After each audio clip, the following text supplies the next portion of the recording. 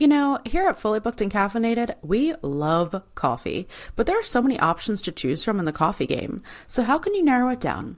Well, allow us to help. Afuera Coffee is a company that sources their specialty beans from Central and South America, and the environment is quite literally in every bean. The volcanic soil infuses each coffee bean with vibrant and unique flavors. They have a flavor for everyone based on your personal tastes. Bold espresso for me, smooth light roast for Heather. And that's not all. The best part about Afuera Coffee is the ethical sourcing and sustainable farming practices they use to give you the best coffee while still protecting Mother Earth. And there's more. 5% of all sales are donated back to charities that provide conservation efforts to the great outdoors.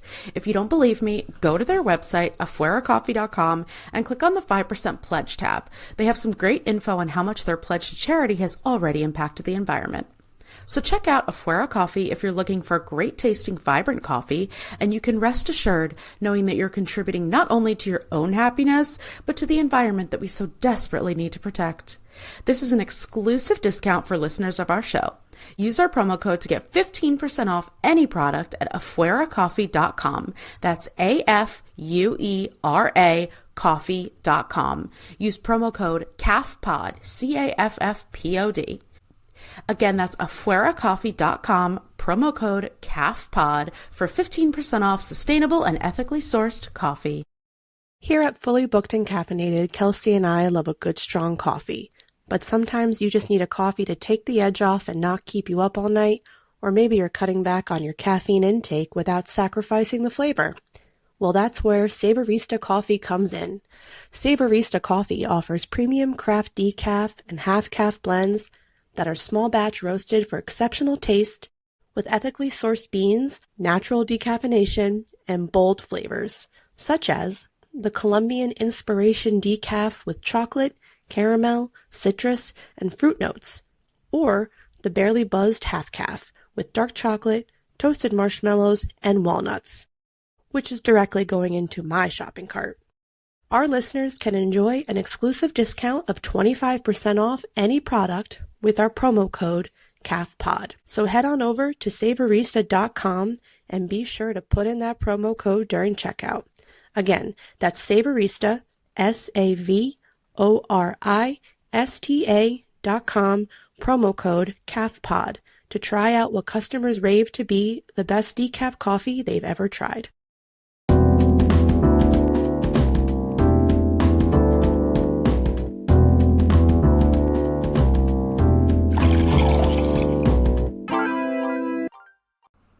Welcome to your favorite bookish podcast, Fully Booked and Caffeinated. I'm Kelsey.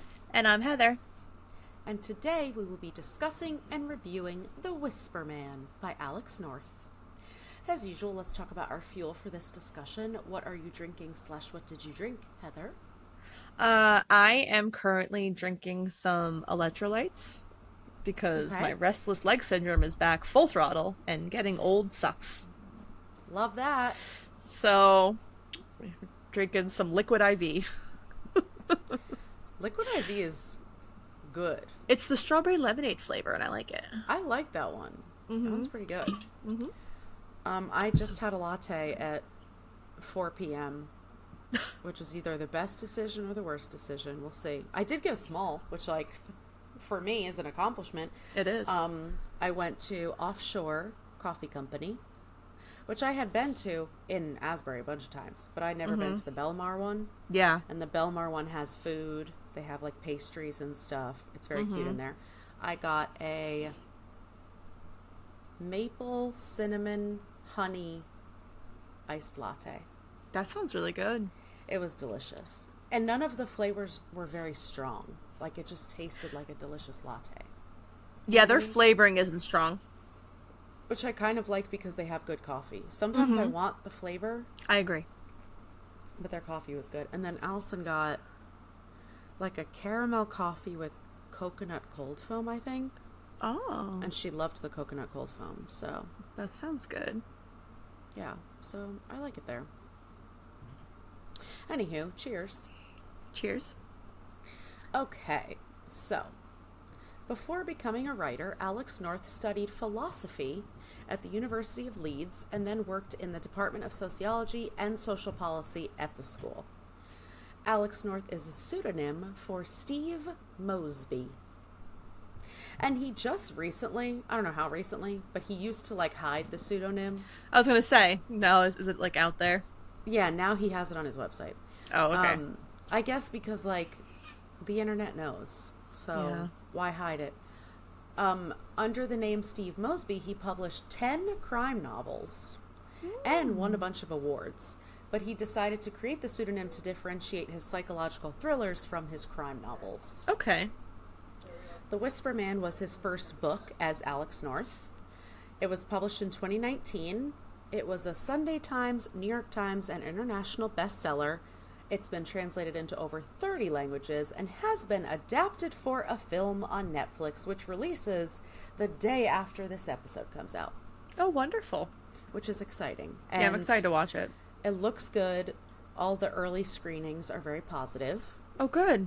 And it has a great cast. It does have a good cast. So I'm excited to watch it, and I think it's going to be creepy as fuck. Your favorite? My favorite. Okay, so the inspiration for this book actually came from North's own son, and here's a quote from him on exactly how it came about. It's kind of a long one. Around the time I first started planning The Whisper Man, my family moved into a new house. Not long afterwards, I was in the kitchen while my son was playing with his toys in the front room. As children do, he was talking to himself, or rather, talking through his toys and making stories with them. This was not unusual, but for some reason, I was curious. I walked to the doorway and asked him, "What are you doing?" "Oh," he replied, "I'm just playing with the boy in the floor." Which gave me a shiver. I've always been interested in the creepy things children can sometimes come out with, often without understanding the impact they can have on adults. Fortunately, that was the only ever mention of the boy in the floor. Good. But my son's words gave me a thrill of a different kind, too. Back then, all I really knew was that my book was going to be about a bereaved father and son, but right there, leaning against that doorframe, I decided the boy in my story would have imaginary friends and that some of them might be quite sinister. Crazy that he was like, I definitely want this to be about a bereaved father and son. And then he's like, and let's make it creepy too. And he is better than me because this is reason number 1,000,000 why I couldn't have a child. Because they say creepy shit like this, and you have to decide whether to believe it or just keep it moving. Exactly. I would have burned the fucking house down. Like, we're out of there. Boy in the floor. Golly. Okay, so the story graph, who's it for? No. We're doing something new today. Okay. Since Storygraph has been disappointing us. It has been disappointing. So I'm going to read the personalized section of Storygraph, who's it for? Okay. So this is based on my reading and rating history. Okay. Oh, should I read mine? Yeah. Okay, go ahead. Okay, you read yours after me. Okay.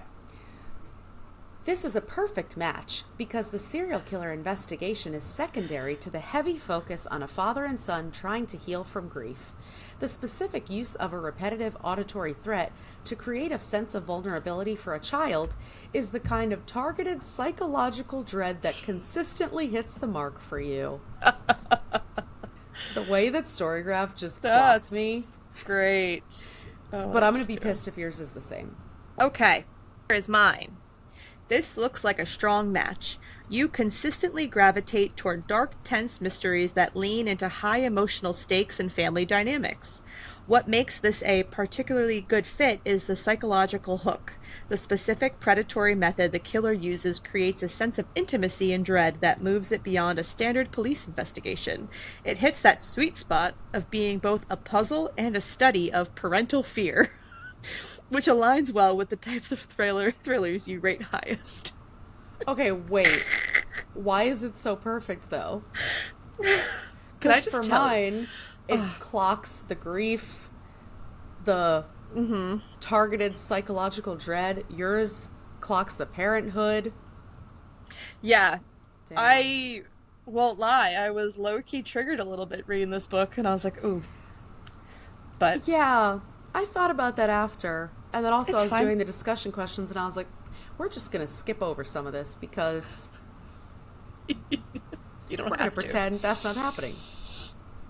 Okay. Wow. So I love our personalized story. Yeah. All right. Things. So since That's good. Storygraph shit the bed on their who's it for, we'll do the personalizations then. We'll do these as long as they work for us.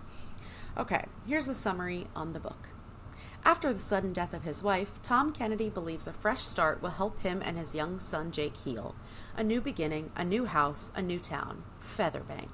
But the town has a dark past. 20 years ago, a serial killer abducted and murdered 5 residents.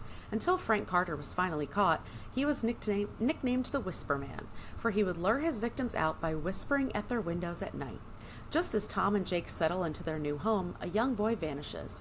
His disappearance bears an unnerving resemblance to Frank Carter's crimes, reigniting old rumors that he preyed with an accomplice.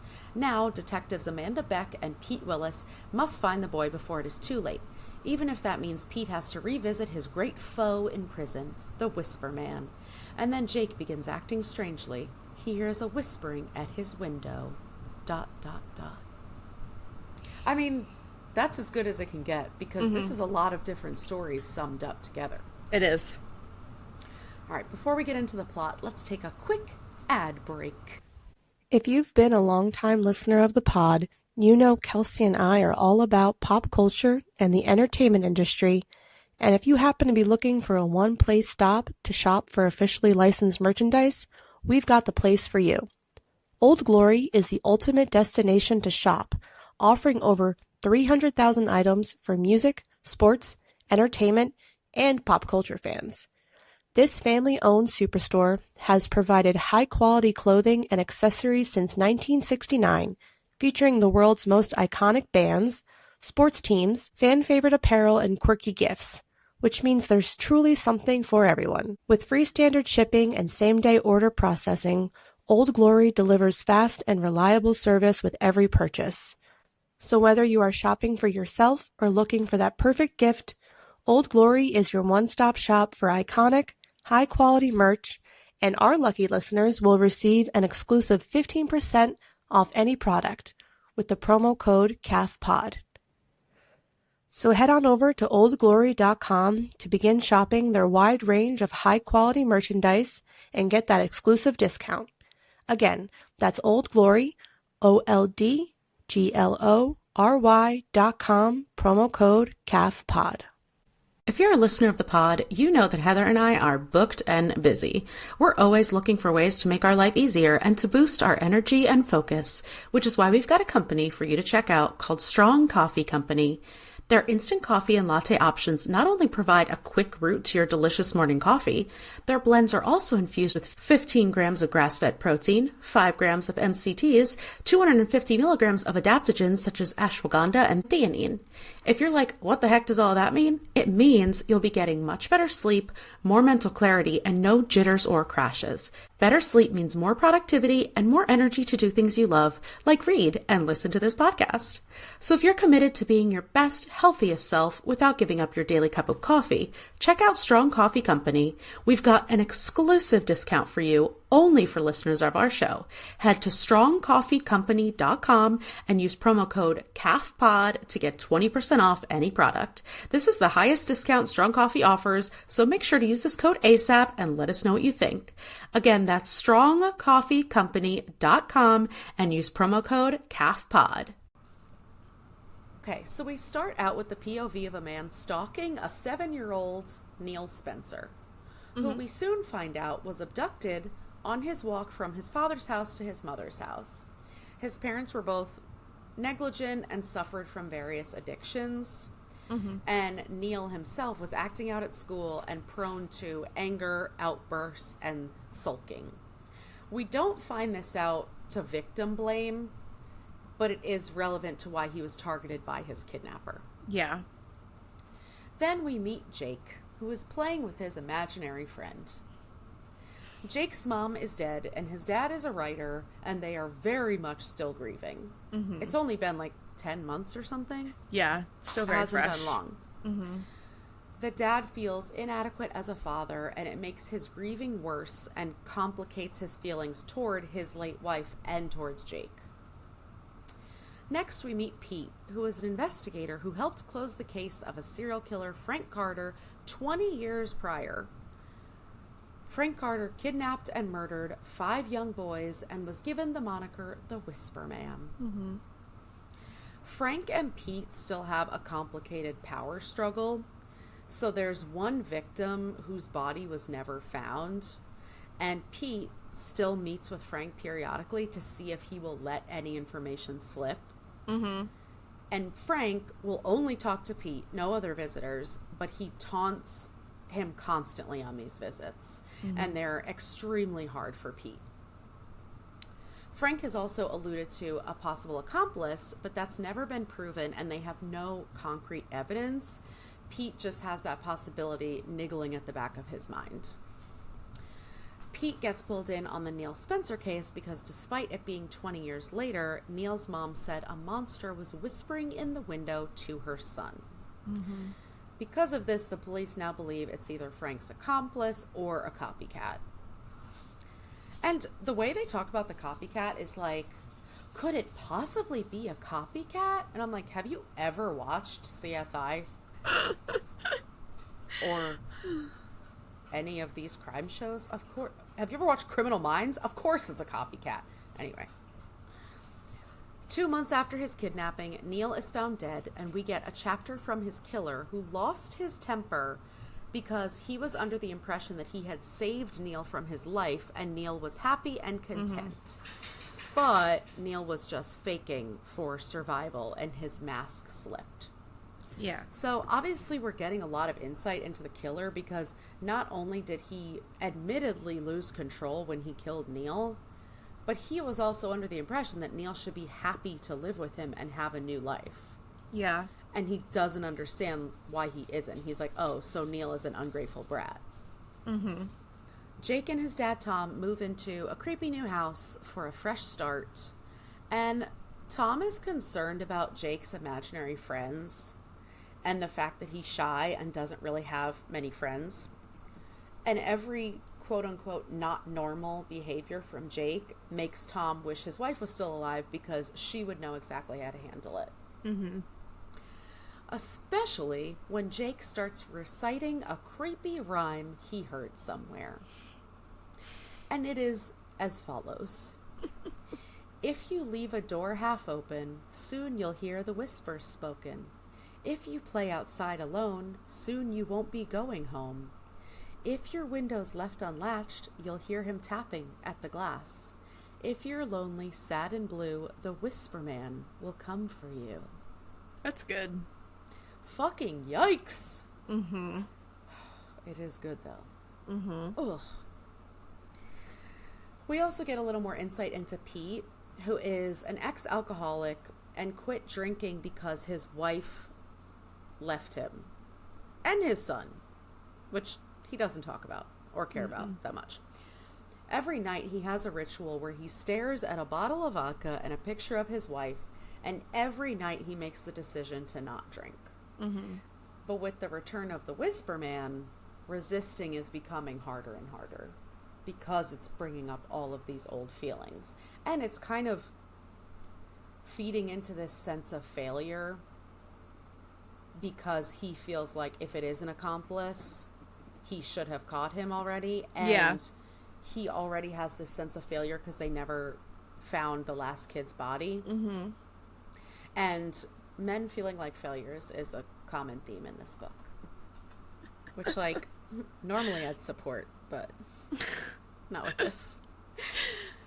So, at Tom and Jake's new house, they find human remains in the garage. Just days after a random man was snooping on their property and trying to break into said garage. Mm-hmm. Mm-hmm. When Tom and Jake need to go to a safe house while the police investigate, Officer Pete comes to take them, and it turns out that Officer Pete is Tom's dad, who he lost contact with as a young boy when his mom decided to take Tom and leave. Crazy. Were you expecting this? I wasn't. I wasn't. And I kind of liked it, actually, because obviously it alluded to Pete's life prior to his wife leaving. And I was like, why is this so important? And obviously now we know why. Yes, and it... Like, Tom's flashbacks too of like his mom, the glass smashing and stuff like that just kept getting repeated. So I'm like, okay, obviously this is going to tie in somehow. And so I like that that was what the tie-in was. Yeah, and because of the father-son relationships being the main point of this book, they're introducing another father-son relationship. Yeah, I like that. That's a good point too. So Tom not only remembers the drinking and arguments, he also remembers the specific night, like you said, that he and his mother left when Pete threw a glass at his mom. A memory which may or may not be specifically accurate. And because Tom was a young boy when this happened, it could have been a memory created by his imagination because it was a traumatic experience. The same way that Jake creates things with his imagination. Yeah. So back to the investigation, they find the man who is trying to get into the garage. And it turns out he's also a frequent visitor of one of Frank Carter's jail buddies. Norman, this fucking nerd. Norman is such a fucking nerd. Ugh. He collects trophies from serial killers. I hate him. And paid a large amount of money to just stand in the same room as the missing boy Tony Smith's bones. Because it was a holy experience for him. It's just so sadistic. And what's crazy is that I bet people do fucking do this. 100% people do this. And that is terrifying to me. And the way that he talks about it so matter-of-factly and acts like he's so much better than these other collectors because he has more respect and he honors the memory. How the fuck do you honor the memory? By keeping those bones from Tony Smith's fucking parents? Yeah. So that they have nothing to bury 20 years later? And the way that he defends it to the police and is like, everything is above board, I can assure you. I hated that too. Gross. Like, you're a fucking dork. No one fucking likes you. You're a loser. Oh, I hate Norman. Anyway. Meanwhile, Tom goes on a date with the reporter he's been pouring all his secrets out to. That was a fun little twist. When it turned out, fun twist, I was and like, I kind of was like, you knew something was going on with this woman, right? Like, yeah, but I didn't pinpoint it to be this, so I liked that that like took me off guard. At first, I was like, is this an imaginary woman? Oh my god, I thought that too. But then I thought that Adam too. would greet her. Yes, exactly. So like she wasn't. But you knew something was up with her because she would never talk. She would just ask questions, and Tom would be yippity yapping. And for some reason, obviously Tom doesn't go to therapy. He needed to spill his entire life story to this fucking stranger over coffee. And then he finds out she's a reporter. And not for nothing, she should have told him 100%. But she also says, like, I could use all the shit that you told me, but I'm not going to do that. Which I really liked. Yeah. And because she had a little crush on him. Yeah, obviously. So they go on a date. And he leaves Jake home with Pete, who is his abusive father who he hasn't seen since he was like, I don't know how old, 7 years old or something. I just saw for the first time and was like, I don't think he's been drinking, so that's cool. Insanely unprofessional and weird. But Tom really wants to go on a date. Tom really wants to get the fuck away from Jake, to be honest. Yeah. So while Tom is out, the kidnapper breaks in, stabs Pete and leaves him for dead, then kidnaps Jake. Horrific. Horrifying. And especially crazy because Pete was not only a police officer, he was very fit. He worked out every single day. Yeah. He was on alert at all times, especially with Jake, because like he was so happy to be there and like didn't want to fuck it up, basically. So we find out that the kidnapper is Frank Carter's son, Francis, who was forced to watch Frank commit his crimes. And the idea was that Frank really wanted to hurt his own son but couldn't, so he kidnapped and hurt other little boys. I'm not sure where the concrete evidence is that he couldn't hurt his own son because these monsters do it all the time. Mm-hmm. But I'm not a psychiatrist. So I'm sure there's something underlying there. Anyway, point is, Francis knew his father hated him. Mm-hmm. And now he wants to make it up to an unloved child and give that child a better life. Okay. Psychosis is deep. Francis is now George, a teacher's aide at Jake's school. Mm-hmm. And Tom finds out and confronts him at his home. And I actually loved this because Tom is so desperate, understandably. Mm-hmm. And he feels like no one is doing anything. He feels like he needs to, like he's unhinged. Like he feels like he needs to do something because obviously, like, these kids have a pattern of dying, you know? And he feels like it's more evidence of him being a failure as a father, right? So then when he goes to confront George at his house, and George is really playing it off, and Tom is having this internal monologue of like, what the fuck am I doing? Mm-hmm. Like, I believe this man, and I showed up to his house. I'm like threatening him. I need to like get the fuck out of here. Mm-hmm. And as he turns to leave, he hears pounding inside.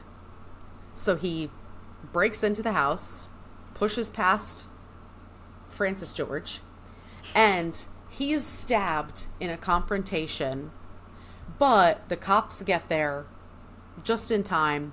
They save Tom and they free Jake. Mm-hmm. In the hospital, Pete dies from his injuries, but not before Tom is able to visit and say goodbye, effectively showing that he has forgiven Pete and absolved him before his death. Mm-hmm. How did you feel about them killing off Pete? I didn't like it, actually. I was shocked. Yeah, I think that was one of my very few qualms that I had with it, with the book. And I've read this book before. Mm-hmm. But as we all know, I did not remember jack shit. I said, wait, Pete is dead? How dare? And it's so sad because, like, there was that potential for Tom and Jake to have this great relationship. Yeah. Or especially Jake, like Jake who really got along with Pete, for them to have this great relationship and for Pete to be able to show that he's a changed man. Yeah. I do think, like, it was a very interesting and deliberate choice because it's not what you'd expect. Because I agree. These stories are always supposed to have a happy ending. But it was a full circle moment for Pete, who had been punishing himself every day for years and years and years. And this freed him from that. Yeah, I actually... The ways, too, that I see it is he has been punishing himself, and once he finally allows himself a little freedom, he gets punished. Literally. Yes. Yeah, and, like, it's also kind of this unresolved business that he had. So he every day was wondering where his wife was, his ex-wife. Wondering, you know, if she was remarried, if she was living a better life, blah, blah. He finds out that she died from cancer. And, you know, even though he tried to block his son out of his mind, he saw that Tom grew up to be a good father, that he's raising a son who is, like, intelligent and interesting and creative and all this stuff. So it was kind of like, those questions were answered for him, but then he didn't even get to see them capture Francis George. Yeah. That part I didn't like. I don't know. I think it was an interesting choice because it separates it from other thrillers. Yes. But I just kind of wanted Pete to live. Same. All right, before we get into our discussion, we're going to take another quick break. Here on Fully Booked and Caffeinated, we're constantly on the go, but sometimes we just need to unwind and relax with a good book. Enter Good Feels THC-infused seltzers. Good Feels is committed to redefining the way you relax. Made with all-natural ingredients and offering flavors like dragon fruit raz, pineapple mango, and blood orange, these drinks are the cornerstone of great taste and tranquility. Not in the mood for bubbles? Good Feels also offers gummies and mood booster drops to add to your favorite beverage. Whether you're looking to unwind after a long day, enjoy a night in with friends, or just need a little something to take the edge off, Good Feels Cannabis Seltzers are perfect for any occasion. And we've got an exclusive promo code for listeners of the pod. Go to shop.getgoodfeels.com and use promo code CAFPOD for 20% off, 21 and over only. Again, that's shop.getgoodfeels.com, promo code CAFFPOD. Try it out and let us know your favorite time to unwind with a Good Feels Cannabis Seltzer. You know when you have that midday crash and need something quick to perk you up? Well, enter Quantum Squares. Quantum Squares is an energy bar that is redefining the typical energy snacks by offering a scientifically formulated recipe with 100 milligrams of organic caffeine, which is the equivalent to an 8-ounce coffee, for long-lasting, stable energy. These bars deliver balanced nutrition by featuring 10 grams of plant protein, healthy fats, and complex carbohydrates, with flavors such as peanut butter, dark chocolate, and dark chocolate pink Himalayan salt. And for all our food ingredient sensitive listeners, Quantum Squares are certified gluten-free, non-GMO, plant-based, kosher, vegan, dairy-free, and soy-free, with no artificial additives or sugar alcohols. If these energy bars sound like something for you, we have an exclusive 25% discount off any product for our listeners with the promo code CAFPOD. So head on over to quantumsquares.com to shop their delicious products and use our exclusive discount. Again, that's Quantum Squares, QUANTUMSQUARES.com, promo code CAFPOD. And we're back. Okay, so how did you feel about having chapters from the POV of the kidnapper? I liked it.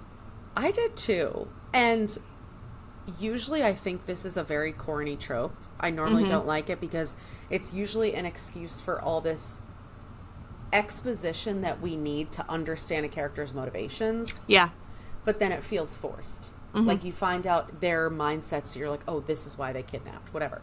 But in this book, they were such short chapters, and that's not where we find out who Francis is. We find out through the investigation. Yeah. And then it kind of puts the pieces together in the POVs. And I also thought they were very haunting. Yeah. Like, genuinely creepy and very effective. Yeah, especially when he's kind of battling with if he wants to be good or evil. Yeah. Yeah, because, like I said before, that's when we're getting so much insight into this person has no control over their actions. They're easily set off. They don't understand how children work, clearly. Even I know how children work better than this man. But I thought they were just, normally that would be something that bothered me, but these were done very well. Yes, they were. And the fact that it was like, while he was watching. You know what I mean? What did you think about the choice to not name the chapters with the person's POV? Oh, I like that, actually. Yeah. I've always liked that. I like when you don't see who it's, you kind of just have to like read it to figure out, because then I think sometimes it flows better. Yeah. I think obviously it has to be done right. Yes. And in this book, because each character had their own demons in their head, like all of them were different levels of fucked up, it wasn't a huge tone change between each POV. No, it wasn't. And you caught on to who it was very quickly. Yeah, and I like that Jake had his own POVs as well. And even though his were written very well, they were in a more immature tone. They were. And so it felt very realistic. Agreed. Did you like the backstory of Jake's imaginary friend being based on a photo of his mom? Yes.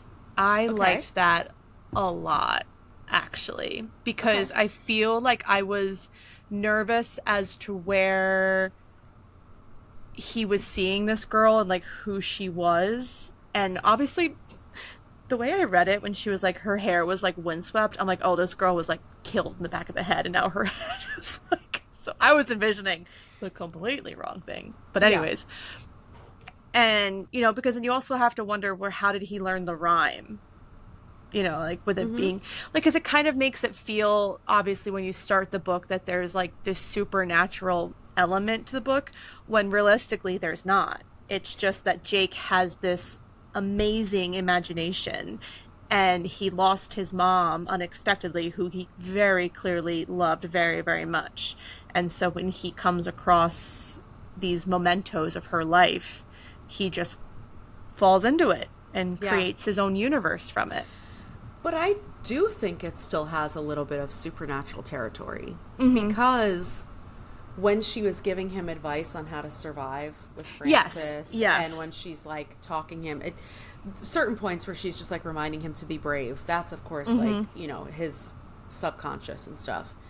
But it's almost like the kind of like guardian angel supernatural stuff. Which I really liked. Yeah, and I really liked that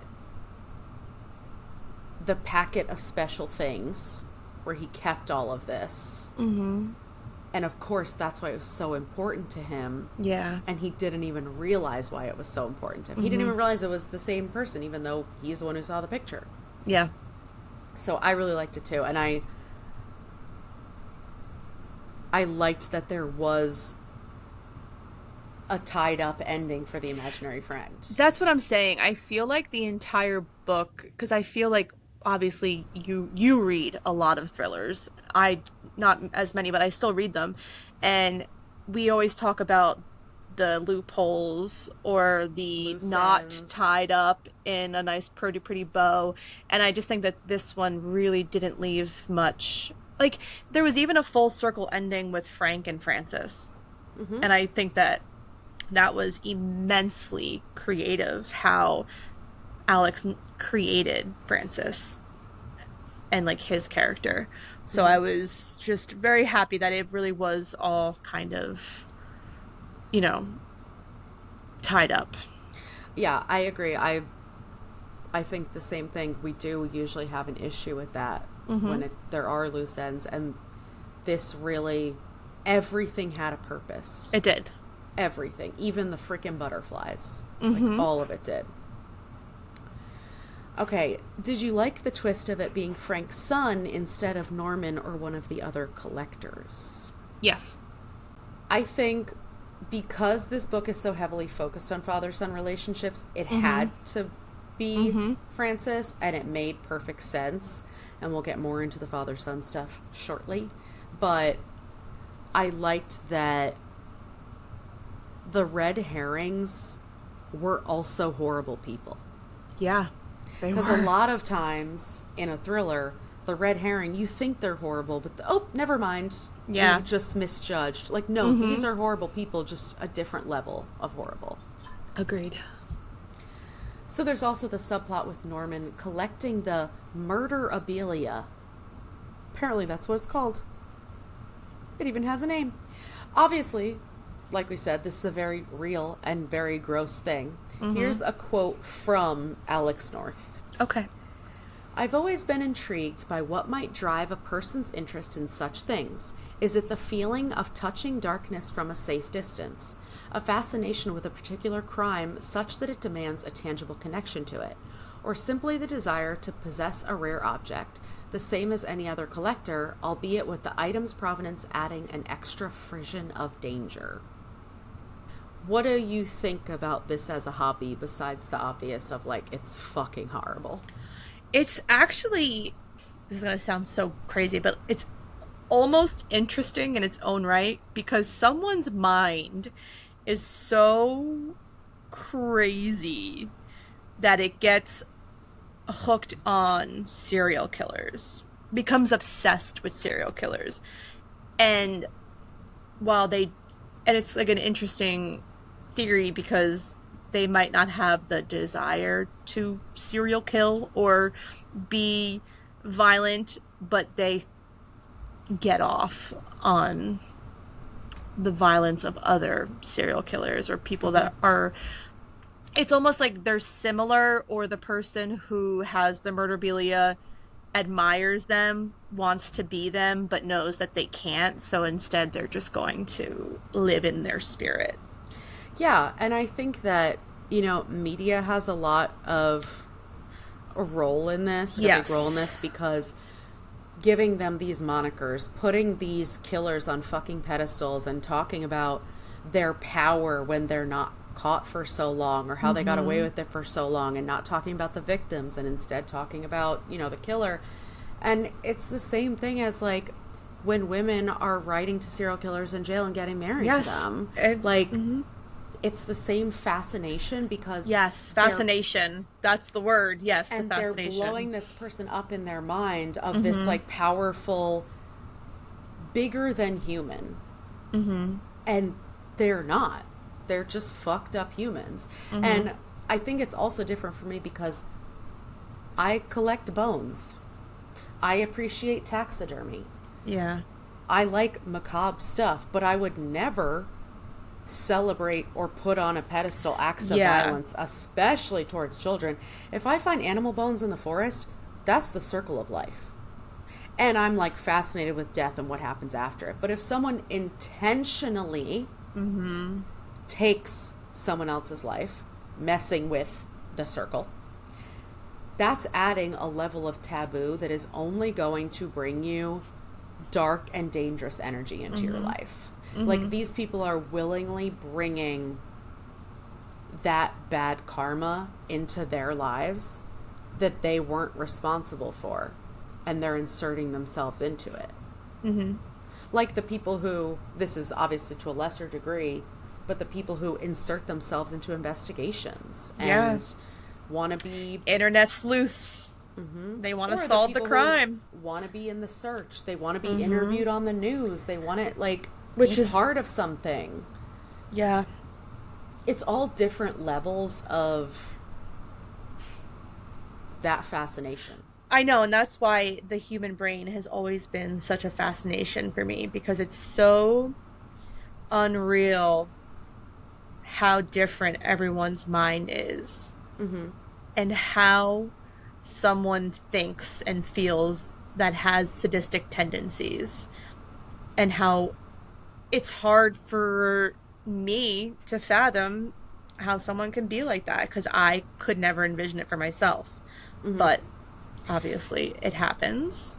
Yeah, and it's also, it's crazy how society has such a big part in this, right? Because in some cultures, or in some, in the past or whatever, some cultures it's normal to sacrifice children. Cannibalism is normal. Desecrating dead bodies is normal, like a part of their religion or their, proving to their god or whatever it is. And it's like, even in our society, there is this inherent morality that shows us that there is something wrong with those fucking people. Yeah. And no one is going to change our mind about that. But yeah, it is fascinating that it's, like you said, someone who might not desire that violence for themselves, but in some way they do. Yeah. Maybe they're just like pussies who won't act out on it, which is a good thing. But no, I mean, I agree, but it's still not great that they like those kinds of things, and it says a lot about a person that thrives on violence against other human beings, women, children, etc., etc., and it's... Or the people who profit off of it. Exactly. Like, I don't know. That's a whole world that I don't ever want to be a part of. No. But it's a world that fucking exists. Leave me with my animal bones. I'm good. Just leave me to be with my Just romance. leave me. Just leave me. Okay, so the biggest theme in this book, as I've said multiple times, is father-son relationships. And with that, inherited trauma and behaviors. Yes. So Tom is so terrified that he's not being a good father and that he's not handling any of Jake's issues correctly. He vacillates between being worried about Jake being normal and being impressed with his creativity and his interactions with other adults. All of this is then complicated and compounded by his grief. Yeah. So there's this amazing quote about grief that I want to read. All right, so the quote is, "Grief is a stew with 1,000 ingredients, and not all of them are palatable." And this is like, this author is obviously someone who has grieved, because that 100%. is so, like, this is talking about the ugly sides of grief. So Tom misses his wife so much, but he's also angry at his circumstances. And that's one of the stages of grief, is anger. He's pissed that he now has to raise his son alone because he feels incapable. Yeah.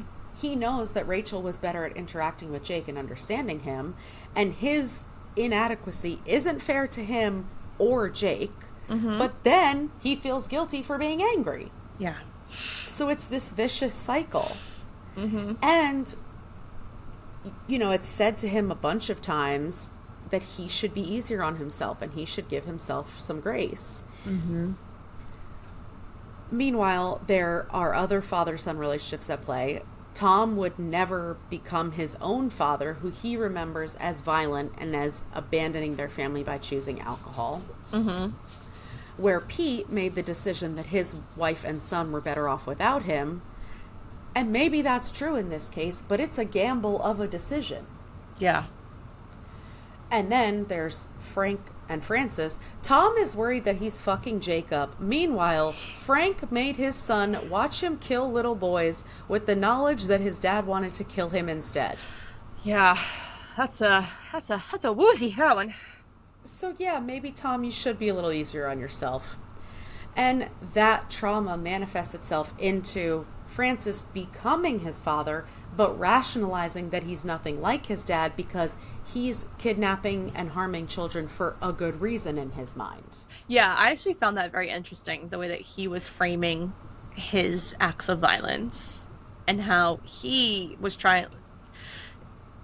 It's so insane that he's trying to justify his kidnapping of children when he's just, to be blunt, is just following in his father's footsteps, but he's trying to see it in like this more positive light, and he is going to give these children that come from neglectful homes a better life because he didn't have a good life. And it's like, no, bro, like, you're still doing a fucking horrible thing, kidnapping a child and then killing them. That makes you the same as your father. And see, that's the difference between Frank and Francis, is that Frank knew that he was fucked up. He did. He knew that what he was doing was sadistic and horrible. Francis thinks he's a hero. He thinks that he's saving these children. Yeah, I think the one thing that I wish we got in the book was why Frank hated Francis so much, because we don't ever get that. We just get this obvious illusion that he disliked his son a lot and wanted to kill him. And I don't know if it's because he wasn't evil like him and he wanted a different son, you know, or a different type of... That's a really good point. I didn't think about that. But we never get the reason why. And Francis never really gives the reason why his dad hates him so much. It's just that he just knows. I don't think Francis knew why. No. And like you said, Frank never tells us. And obviously that fits with Frank's character because we don't find out from him. But yeah, I would have liked to see where that came from, because with everyone else, we get the reason for their trauma.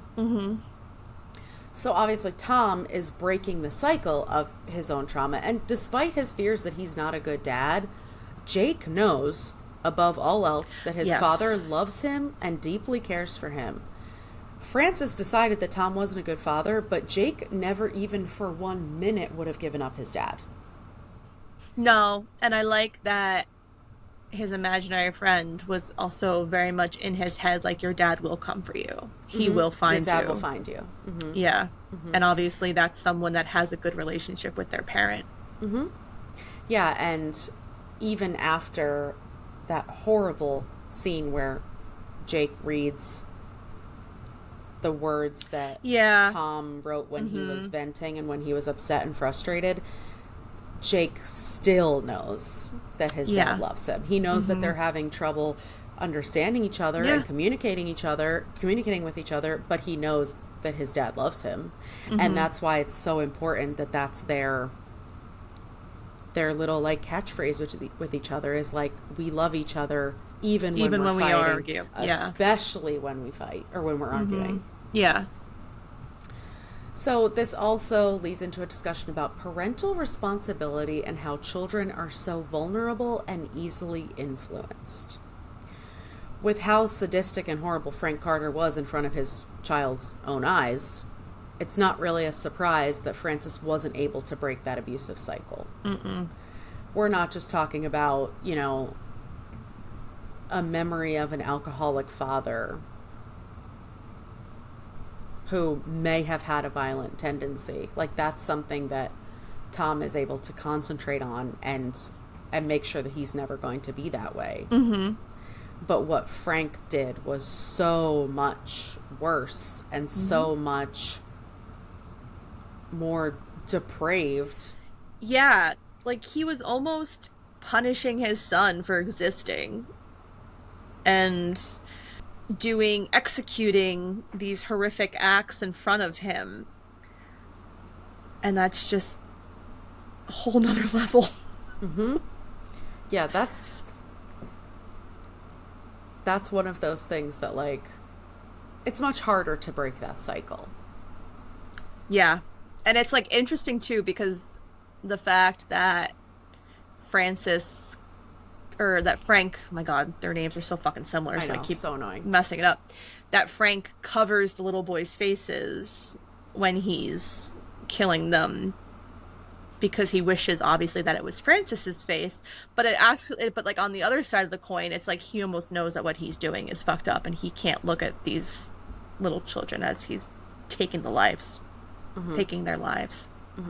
Because those kids are stand-ins for his son. And he wants to just kill his son, so he doesn't want to look in the faces of these other kids who now have to die because of his perverse desire to harm his own child. So fucked up.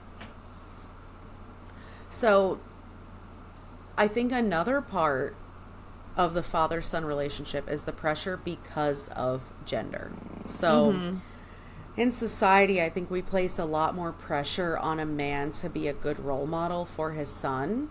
Yeah. Or for a son to need a father figure growing up to show them how to become a man.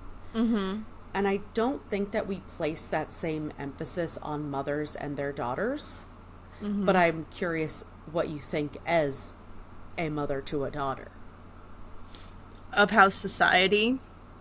Yeah, like of how, I guess just the difference of fathers are so much more responsible for how their kids turn out. Yeah. Whereas with girls, it's more of a general thing. Like, it's just like, it's not as specific that like their mom is going to teach them how to be a woman. And I think, I think that's true. I mean, I think that is true. And I think it's also kind of, as women, we're expected to know how to, I'm trying to think of the right way to phrase this.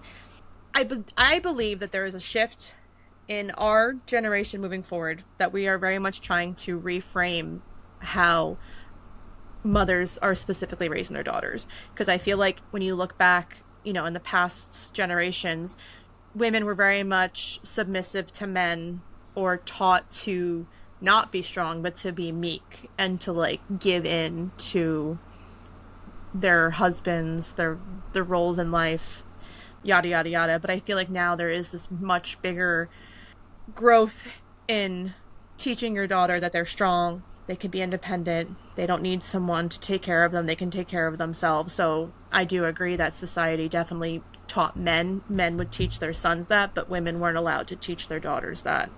Yes. But I do think that there is like an upshift in women now teaching their daughters that it's okay to say no, it's okay to push back, and it's okay to do what you think is right for you. You don't have to just give in to your husband. You just don't have to give in to society.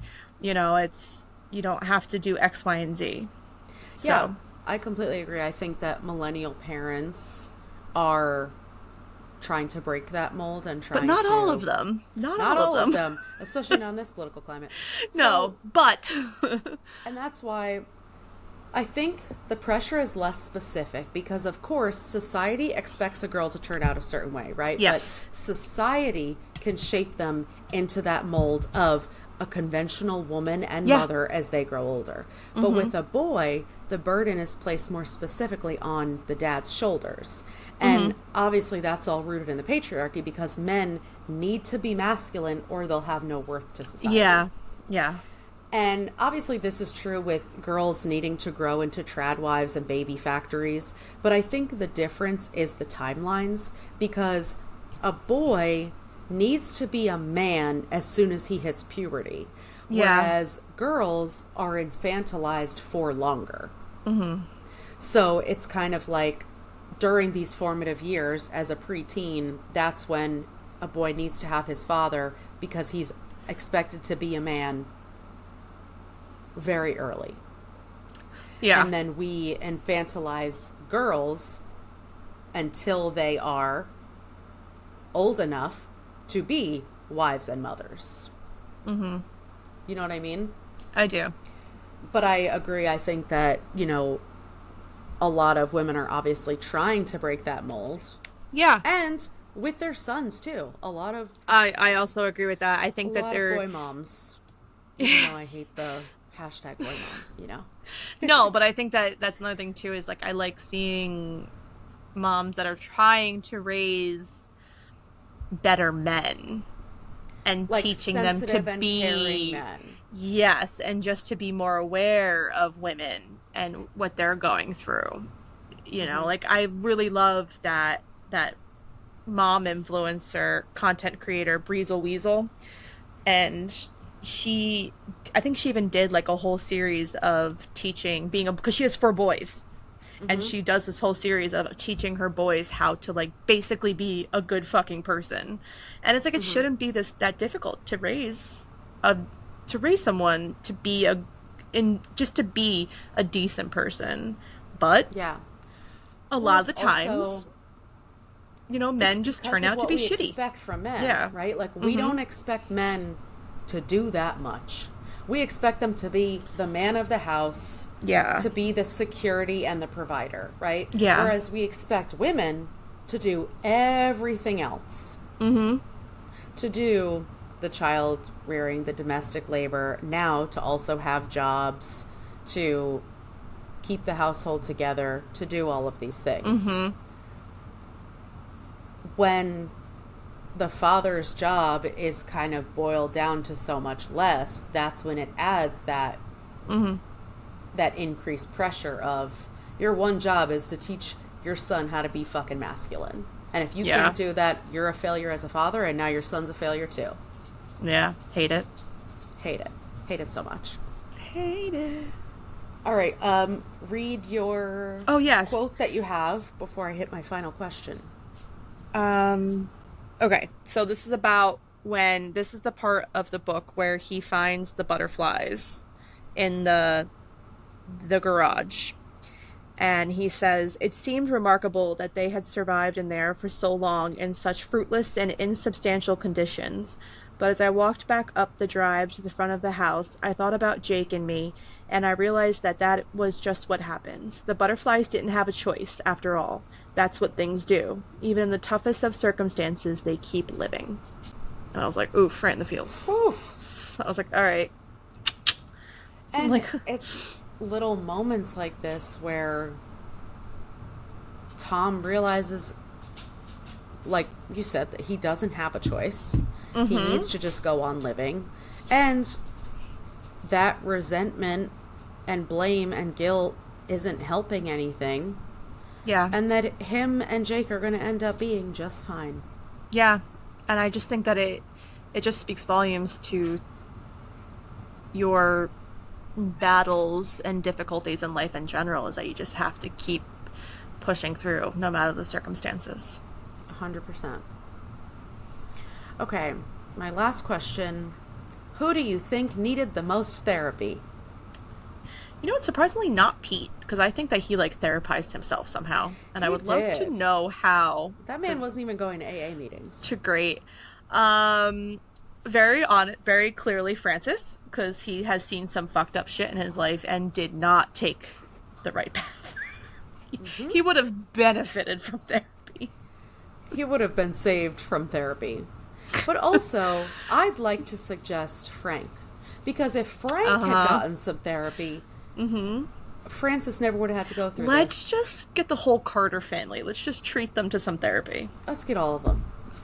And then let's get Tom and Jake in there, too. Oh, yeah. Obviously. Different therapists. I think some family therapy would be good for them. 100%. Grieving therapy. Grief therapy. How to handle grief. Nice. But then you have to think, was Frank so sociopathic and dark and depraved that he wasn't redeemable? Because I do believe that there are people who are irredeemable. Yeah, no, I think that even if he tried therapy, he would be that person that was acting like it was helping, but it was doing the exact opposite, or it didn't change him at all. Because even in his interactions with Pete, you can tell that he thrives off of being in control, and not once in any of his parts of the novel did you feel like he had showed any remorse. You know, he basically like celebrated what he was doing and everything, and I don't think that he's someone that would have ever changed.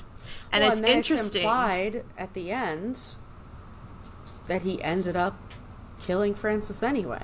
I know, and you know what? I wish it ended. I mean, I think that it was a full circle moment how it ended, but I wish that once Francis put the shirt over his head, you got this moment of Frank pulling it down, because then it's like, no, he doesn't want his face covered. So I kind of wish that there was like a little bit of a moment where he's like, no. Yeah. Now I get to finally do what I've been wanting to do for the past 20 years. So fucked up. But yeah, I think that's a really good point. We never know why he hated his son so much. And because he had those strong feelings, I don't think that he was capable. I know, and I almost wonder, and this is just my interpretation, like I'm not speaking for anyone else's interpretation, but I got the feeling that, to bring it all back to masculinity, that Francis was not a boy's boy. That he was maybe a sensitive soul and wasn't living up to what Frank's expectations would have been for his son. And that could be heavily influential why he hated his son so much, because he, for lack of a better word, thought his son was a pussy. You know what I mean? And so he's like, now that I just want to kill you because you are not what I envisioned for a son in my life. Instead, you're this, whatever. Because even the way that the author wrote Francis's point of view, I kind of got this feeling that he was more of like a sensitive guy. Yeah. I agree, because he was talking about his feelings. And yes. even just the way that he would talk to the kids. Yes. Or talk about them in general. And and it came off as creepy, which is the whole point, obviously. And like, I hated that too, because he thinks he's doing something great for them, changing their life. And he's speaking about them in this way that is like, no, bro, like, you are now like infatuated with this idea that now it's borderlining, you know. But then, now that you mention it, is it about masculinity, but in a different way, where because this happened when Francis was so young and Frank was taken away and went to jail, that's why Francis wasn't masculine, because he didn't have a dad to show him how to be masculine. Could go either way. It could go either way. But I think that's the best part, is that we don't know. We're not given that answer, so it is open to interpretation. It is. All right, anything else you want to discuss before we get to our ratings? No, just that, like, if you're a parent, definitely go into this book with a fucking trigger warning. I know. And I was and it's like, fine. No, like, I didn't. The kidnapping part. No, but I, like, started it. I read the first chapter, and I was like, oh, okay, this is, I'm in for a ride. And now I'm like, now all I think about is, like, great, now I'm going to be on alert for the next 5 to 6 weeks. And just being so fucking creepy. And I also hate that he was in the school. Oh, like, I know. hated that he was preying on the children in the school, because that's, like, obviously any parent's worst nightmare. Yeah, that was bad. But what can we do? And that, like, he was so unassuming. They always are. Yeah, exactly. Okay, so our rating scale is boys in the floor. Good one. How many boys in the floor did you give I gave it 4 boys in the floor. Okay. I really liked it. You know, I think the things that I didn't love or I wished were given was obviously why Frank hated his son so much. I didn't love that Pete got killed off, because I was kind of hoping for this redemption arc for him. So that was, like, a little disappointing. And I also just didn't love, and this is just a personal preference, I don't love repetitiveness.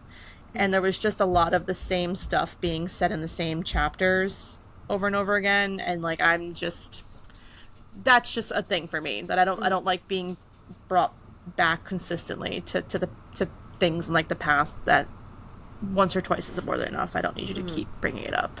But other than that, I thought it was very well written. This is one of the better thrillers that I've read in quite some time, to be quite honest. And I would really like to read his other books. I know he has, like, one or two I think other he has ones. 4 now. Yeah, so he's an author that I would like to continue to read his. Yeah. A male author that I would like to continue reading. Who are we? Yeah, I, even on the second read, gave this 5 boys in the floor. I love the slow burn psychological horror, the way it gets under your skin. Yes. And won't let go. It's impactful. 100%. And I do like that there's kind of something for everyone in here. So it has the grief, it has the parenthood, it has the crime angle.